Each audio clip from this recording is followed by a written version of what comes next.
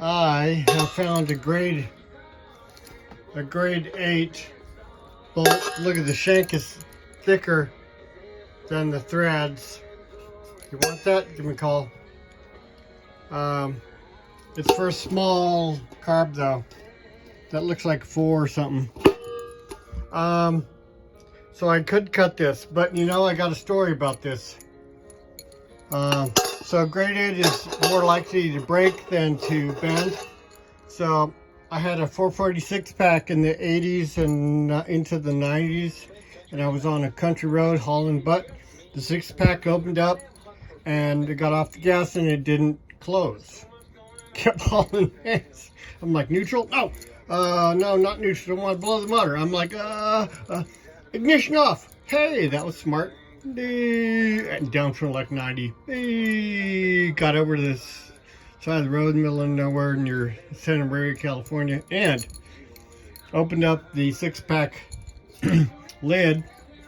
Had 2 wing nuts, 2 bolts, outboard carburetors, and took the wing nut off, or one didn't have a wing nut.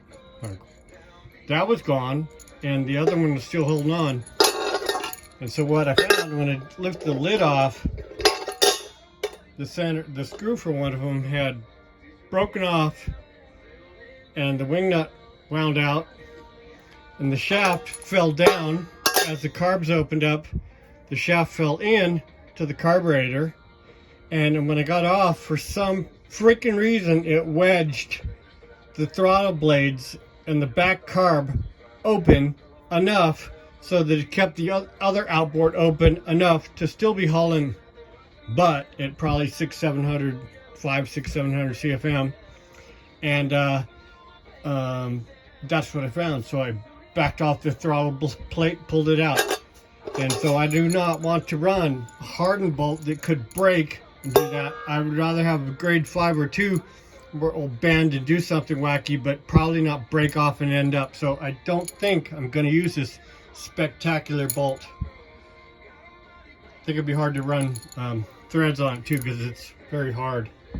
So that's my story about carburetor air cleaner bolts. I've been around driving big blocks in the past for 11 years, and then nothing for 30, and then I got my Monaco, big black Monaco, and I'm happy again. There's a story about air cleaners. Thumbs up. You're welcome.